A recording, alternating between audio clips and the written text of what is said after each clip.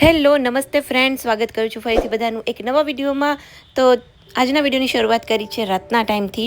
આજે રાતે dinner complete થઈ ગયું છે અને આજના વિડીયોમાં હું એક basic night kitchen cleaning routine share કરવાની છું. મેજોરિટી આ રૂટીન બધા લોકો ફોલો કરતા હોય છે, બધા જ લોકો. બટ તો પણ મને એવું થયું કે ચલો એક વખત શેર કરી દઈએ, કેમ કે ઘણા સમયથી મેં આ ટાઈપના વિડીયોઝ નથી બનાવ્યા. બહુ પહેલાં જ્યારે કહેવાય ને કે હું કદાચ 6-1 મહિના પહેલાં થોડીક રેગ્યુલર હતી, ત્યારે હું હિન્દીમાં વિડીયોઝ બનાવતી હતી. ત્યારે આ ટાઈપની થોડી કિચન ટિપ્સ છે, થોડું કિચન ક્લિનિંગ છે, નાઇટ કિચન ક્લિનિંગ ને એવી રીતના હું શેર કરતી હતી. અને હિન્દીમાં મેં વિડીયો શેર કરેલો હતો અને એ વિડીયોમાં એનો જે શોર્ટ વિડીયો મેં બનાવ્યો હતો ને, એમાં સારા એવા વ્યૂઝ આવેલા હતા.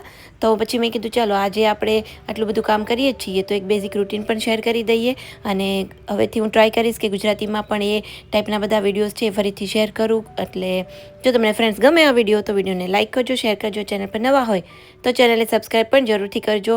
અને મેથીની ભાજી, ધાણા ભાજી બધું જે લઈને આવી હતી એ સાફ કરી દીધી છે અને બેગમાં ભરીને અત્યારે રાખી દઉં છું. અત્યારે મેં ડબ્બો શોધ્યો પણ મને મળ્યો નહીં. માસીએ ક્યાંક રાખ્યો હશે, કેમ કે માસી વાસણ ચડાવતા હોય તો માસીએ ક્યારેક વસ્તુ રાખી દીધી હોય તો ઘણીવાર મને પણ ન મળતી હોય. મારે એમને ફોન કરીને પૂછવું પડે કે પેલી વસ્તુ ક્યાં રાખી છે. એટલે આજે હવે મારે એમને પૂછવું નથી, કેમ કે અત્યારે ઓલરેડી લેટ થઈ ગયું છે. અને બસ ચલો ફટાફટ હવે કિચન છે એ સાફ કરી નાખીએ. બપોરનું મારું જે કિચન છે માસી ક્લીન કરતા હોય છે, એટલે રાતના ટાઈમ પર હું ક્લીન કરતી હોઉં છું. અને મને મારું કિચન ક્લીન કરવામાં મને એક અલગ જ ખુશી મળતી હોય છે. એટલે ડેઈલી રાતના ગમે એવું કુકિંગ કર્યું હોય ને, કુકિંગ બહુ વધારે ગેસ ખરાબ થયો હોય કે ન થયો હોય, હું મારી રીતે એક વખત મને ગમે ને એ રીતના કિચન ક્લીન કરતી જોઉં છું. અને સ્પેશિયલી મારો ગેસ છે અને હવે એડ થઈ છે ચીમની. તો મારી જે ચીમની છે એ ફિલ્ટરલેસ ચીમની છે, એટલે એમાં બહુ વધારે સફાઈની જરૂર નથી પડતી. અંદરથી એક જ જાળી હોય એ કાઢીને વીકમાં એકાદી વાર સાફ કરવાની. બાકી બહારની સાઈડથી જો આપણે ડેઈલી કપડું લગાવી દઈએ તો પછી આ ચીમની છે એકદમ મેન્ટેનન્સ ફ્રી છે. બહુ જ કોઈ પ્રકારની આમાં માથાકૂટ નથી અને બહુ જ સરસ લેટેસ્ટ જે અત્યારે આવેલી છે ને એ મેં લીધેલી છે. એકદમ નોઇઝ, સૌથી ઓછો નોઇઝ આ એક જ ચીમનીમાં આવે છે. સો બહુ સરસ છે. ચીમનીના ક્યારેક રિવ્યૂઝ જોતા હોય તો મને કમેન્ટ કરીને જણાવજો, તો ક્યારેક ચીમનીની આખી જ ડિટેલ્સ હું આપી દઈશ. અને બસ જો આ રીતે કિચન ક્લીન કરું છું. એકદમ મસ્ત મજાનો ગેસ સાફ કરવાની બહુ મજા આવતી હોય છે. મારો જે ગ્લાસ ટોપ હતો ને એમાં આમ પ્રોપર ક્લિનિંગ કરવાની મને મજા નહોતી આવતી, કેમ કે ગ્લાસ પ્રોપર ક્યારેક ક્લીન થાય, ક્યારેક ન થતો. એટલે આ વખતે મેં સ્ટીલનો જ ગેસ લીધો છે કે એકદમ રફ એન્ડ ટફ આપણે યુઝ કરી શકીએ. અને મને આ રીતનું ક્લિનિંગ કરીને સૂવા પાછળના 2-3 રીઝન છે. કે એક તો સવારે ઉઠીને આપણે ક્લીન કિચન જોઈએ ને તો એકદમ દિવસ ત્યાંથી જ આપણો બની જાય. કિચન સાફ હોય અને એ કિચનમાં સવારે ઉઠીને જઈએ ને તો એક પોઝિટિવ એનર્જી આવતી હોય છે. બાકી એકદમ વાસણ પડ્યા હોય અને ગંધારું કિચન હોય, એઠવાળા વાસણ પણ ઘણા લોકો સિંકની આજુબાજુ જ રાખી દેતા હોય છે, સવારે ઉઠીને પછી મૂકતા હોય છે. આમ એ ટાઈપનું સવારે ઉઠીને હું કિચનમાં જાઉં ને એટલે ત્યાંથી જ મારી એનર્જી આખી ડ્રેઇન થઈ જતી હોય છે. અને ઘણા લોકોના મેં એ રીતના કિચન જોયેલા બી છે. એટલે મારી તો એક પહેલેથી જ હેબિટ છે કે ગમે એટલા ગેસ્ટ હોય, ગમે એટલું લેટ થઈ ગયું હોય, બટ ટ્રાય એવી જ કરવાની કે આપણું જે કિચન છે એ ઓલવેઝ ક્લીન કરીને જ સૂવાનું. અને બીજી એક વસ્તુ છે કે ખાવા પીવાની વસ્તુ પડી હોય એટલે કોકરોચ ને એ બધી વસ્તુઓ, જીવડા, કોકરોચ છે, અને કોઈ એવા ઘરમાં તો ગરોળી પણ આવી જતી હોય છે. અમારે તો હું બહુ જ કેર કરું છું કે ક્યાંયથી ગરોળી ઘરમાં ના ઘૂસી જાય, કેમ કે એનો ફિયર તો મને સૌથી મોટો હોય છે. એટલે બને એટલું કિચન અને કાઉન્ટર ટોપ ઉપર આપણે લોટ છે કે ખાવા પીવાની વસ્તુઓ જો ઢોળાયેલી હોય એટલે કોકરોચ તો આવી જ જતા હોય છે. એમ બી આપણે જોઈએ ને તો રાતના ટાઈમ પર ગમે એવા છુપાયેલા કોકરોચ હોય ને એ નીકળતા હોય છે. એટલે હું રાતે બી ઘણી વખત જોવા નીકળતી હોઉં છું નવા ઘરે આવ્યા પછી કે કોકરોચ દેખાતા નથી ને, કેમ કે ગમે એટલી સાફ સફાઈ આપણે રાખીએ ને કોકરોચનો પ્રોબ્લેમ્સ થઈ જ જતો હોય છે. સ્પેશિયલી કિચનમાં જે આપણે ગ્રોસરીઝ બધી રાખતા હોય છે ત્યાં. અને બસ જો આવી રીતના મારું કાઉન્ટરટોપ છે મેં થોડું ક્લીન કરી નાખ્યું. આમ બી મારા કાઉન્ટરટોપ ઉપર બહુ જાજો મેશી હું નથી કરતી, બહુ જાજો સામાન નથી રાખતી. એકદમ સિમ્પલ જેટલી ડેઇલીની રિક્વાયરમેન્ટ હોય છે કે જે આપણે દિવસમાં 5 થી 7 વખત જરૂરિયાતવાળી વસ્તુઓ જ મેં કાઉન્ટરટોપ ઉપર રાખેલી છે. અને બાકી એક નાનું એવું બાસ્કેટ રાખ્યું છે કે કાચના વાસણ હોય કે કોઈ પણ ઇમરજન્સીમાં અહીંયા સિંકમાં જે વાસણ કરેલા હોય એ આ નાના એવા બાસ્કેટમાં રાખવા માટે. અને બસ જો એક બાકી છે આપણે વાસણ સાફ કરવાનું લિક્વિડ છે, હેન્ડવોશ છે, એવી રીતની 2-3 વસ્તુ અને પાણીનો ગોરો છે. આ 2-3 વસ્તુઓ રાખવા સિવાય બીજું જાજુ કંઈ જ ન રાખવા માટે હું પ્રિફર કરતી હોઉં છું. અને અહીંયા જે 2 નળ રાખેલા છે એમાંથી એક છે એ રેગ્યુલર જે યુઝ કરવાનું પાણી છે વાસણ સાફ કરવાનું ને એ બધું વસ્તુ છે.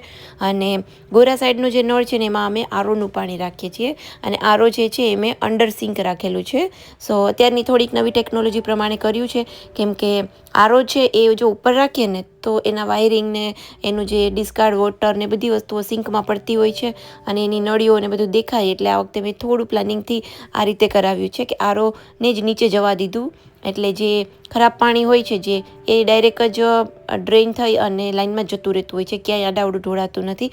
એટલે સિંક પણ થોડી ડ્રાય રહી અને ક્લીન રહી. તો ચાલો, આ એકદમ મસ્ત મજાનું આપણું કિચન સાફ થઈ ગયું છે. હવે સવાર માટેની તૈયારીઓ કરવાની છે.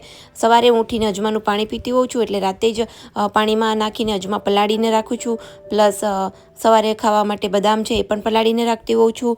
નાઇટની આ 2 રિક્વાયરમેન્ટ જે હોય છે એ તમારે રોજે કરવાનું જ હોય છે. એની સાથે સાથે સવારના બ્રેકફાસ્ટમાં આપણે જો કંઈ અગાઉથી પ્લાનિંગ હોય કે મગની દાળના ચીલા બનાવવાના છે કે પછી ઢોસા બનાવવાના છે, ઇડલી બનાવવાની છે, તો એનું કંઈ પલાળવાનું હોય તો એ રાતે કરવાનું હોય છે. સવારે કંઈ કઠોળ બનાવવાના હોય તો પણ રાતે હું પલાળી દેતી હોઉં છું. આજે મારે કોઈ જ વસ્તુ નહોતી કરવાની. દહીં પણ આજે મારે જમાવાનું નહોતું. દહીં હું એક કાતરા બનાવતી હોઉં છું, એક દિવસ છોડીને એક દિવસ. એટલે આજે કોઈ જ વસ્તુ નહોતી, એટલે આ 2 વસ્તુ કરી અને ફાઇનલી હવે છેલ્લે એક ગ્લાસ પાણી પી અને પછી હું કિચન ક્લોઝ કરી અને જતી હોઉં છું બેડરૂમમાં.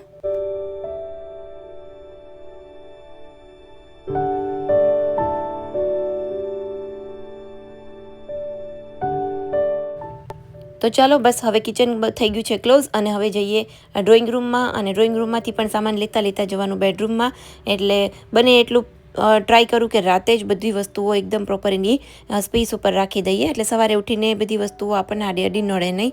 હવે અહીંયા થઈ ગયો છે નેક્સ્ટ ડે અને સવારમાં ઉઠીને મારું બેઝિક જે કંઈ રૂટીન હતું બ્રેકફાસ્ટનું, નાવા ધોવાનું, એ બધું જ કમ્પ્લીટ થઈ ગયું છે. મારા જે ઇન્ડોર પ્લાન્ટ્સ છે એને હું ક્યારેક આવી રીતના બહારની સાઈડ બાલ્કનીમાં લઈ લેતી હોઉં છું, એને તડકો આપવા માટે. અને થોડા ઘણા જે ડ્રાય પત્તા થઈ ગયા હોય એનું કટિંગ કરતી હોઉં છું. અને આ જે છે બાલ્કની એ અમારા કિચનમાંથી જ એક્સેસ થાય છે. અને આ છે અમારો વોશ એરિયા, કે અહીંયા સૌથી લાસ્ટમાં મેં રાખ્યું છે મારું વોશિંગ મશીન. અને એની ઉપર બધું જ જે કંઈ પાવડર છે, લિક્વિડ છે, વાસણનું ને એ બધી વસ્તુઓ, ફિનાઇલ ને એ ત્યાં રાખેલી છે. નીચે મશીન છે અને ત્યાં જ માસી બેસીને નીચે નળમાં વાસણ સાફ કરતા હોય છે. અને એક બાજુ જે દોરી બાંધેલી છે. આ સાઈડ અમારે છે ને ઝાડવા વધારે છે, એટલે અહીંયા તડકો બપોર પછી આવતો હોય છે, એટલે કપડાં આખો દિવસ સૂકવવા પડતા હોય છે. અને અહીંયા જ પ્લાન્ટ્સ પણ આજે એક દિવસ રહેવા દઈશ, એટલે આખા દિવસનો જે તડકો છે સાંજનો એ પણ થોડું પ્લાન્ટ્સમાં લાગી જાય. અને અત્યારે એકદમ મસ્ત પ્લાન્ટ્સને પણ પાણી નાખી અને સાફ કરી અને ધોઈ નાખ્યા છે. મેં મારા ઘરની અંદર તો પ્લાન્ટ્સ છે જ, એ વગરના ઘરની બહારની સાઈડ પણ 2 બાલ્કનીમાં થોડા પ્લાન્ટ્સ રાખ્યા છે. અમુક કિચનમાં છે, એવી રીતના બધા જ પ્લાન્ટ્સને વિન્ટર છે એટલે એક કાતરા પાણી આપવાની જરૂર પડે, ડેઈલી આપવાની જરૂર નથી પડતી. અને ફ્રન્ટ સાઈડની જે મારી બાલ્કની છે ને ત્યાંથી અમારે રોડ એક્સેસ થાય છે, એટલે અને નીચે જ હોસ્પિટલ છે, એટલે એ સાઈડ અમે કપડાની દોરી નથી બંધાવી. મેં અંદર ગલીમાં જે વોશ એરિયા સાઈડ પડે છે ને ત્યાં કપડાની દોરી બંધાવી છે. અને તેલ પણ ખાલી થઈ ગયું હતું, એટલે 2 ડબ્બા પણ મંગાવી લીધા છે. અને અહીંયા ગુલાબનું સિંગ તેલ જ અમે યુઝ કરીએ છીએ, તો એ ડબ્બો મંગાવ્યો છે. તો ડબ્બો આમાં ઠલવી દઈશ. માસી હોય ત્યારે જ મારે આ બધી વસ્તુ કરવી પડે, કેમ કે મારે કોઈકની હેલ્પની જરૂર પડતી હોય, એટલે મેં બધી તૈયારી કરીને રાખી છે. માસી હમણાં કપડાં સૂકવે છે, થોડા કપડાં પેલી બાજુ નાખ્યા છે. અને જરૂર લાગે એ બધા સ્ટેન્ડમાં અમે આગળની સાઈડ કપડાં નાખતા હોઈએ છીએ, કે ત્યાં તડકો આવે તો જલ્દી સુકાઈ જતા હોય છે, એટલા માટે. ચાલો ફ્રેન્ડ્સ, સવારથી આજે ને કંઈક નાના મોટા કામમાં જ છું. અને અત્યારે જો અહીંયા બનાવીએ છીએ પુલાવ. પુલાવ માટે ડુંગળી છે ને મૂકી છે પેલી સોતળવા માટે. અને આજે સવારથી જ એક ગૂગલ મેપમાં અહીંયાનું એડ્રેસ અપલોડ કરતી હતી ને, તો એ બધી પ્રોસિજર સમજવામાં ને એમાં જ મારો ટાઈમ જતો રહ્યો. નાનું મોટું ઘરનું કામ કર્યું માસી સાથે. થોડા પ્લાન્ટ્સ છે ને એને તડકો દેવો જરૂરી હતો, એટલે પ્લાન્ટ્સ તડકામાં રાખ્યા. થોડું ઘણું એનું ગ્રૂમિંગ કર્યું, કેમ કે પ્લાન્ટ્સને પણ થોડુંક ચેન્જ આપવો જરૂરી છે. તડકો પ્લસ એનું કટિંગ કરવાનું. અને ડુંગળી પણ જો કાલે શાકભાજી ઘણું બધું લાવી હતી, એટલે ડુંગળી પણ પડી છે, તો ડુંગળીને સુધારીને રાખી દઈશ. અને પ્રહારને અહીંયા વેઇટ કરી જમવાની. આજે મારે લેટ થઈ ગયું હતું, એટલે ચલો ભૂખ લાગી છે દીકરો. હલો, હમણાં 5 મિનિટ્સમાં આપી દઉં. હા ચાલો ફટાફટ બનાવો પુલાવ. સો ચાલો ફ્રેન્ડ્સ, આ બની ગયું છે આપણું લંચ. તો લંચ કરી લઈએ. પ્રહારને પણ જમાડી દીધું છે. અને આની સાથે જ આ વિડીયો આપણે અહીંયા જ એન્ડ કરીએ છીએ. એક બેઝિક રૂટીન શેર કર્યું છે. વિડીયો ગમ્યો હોય ફ્રેન્ડ્સ તો વિડીયોને કરજો લાઇક, શેર, અને ચેનલ પર નવા હોય તો ચેનલને જરૂરથી સબસ્ક્રાઈબ કરજો. જલ્દીથી 5000 સબસ્ક્રાઈબર્સ પૂરા કરવામાં તમારા બધાની હેલ્પની જરૂર છે. તો ચલો જલ્દીથી બધા સબસ્ક્રાઈબ કરી દેજો. ચાલો મળીએ આપણે એક નવા વિડીયો સાથે. ત્યાં સુધી બધાને બાય બાય, આવજો, ટેક કેર.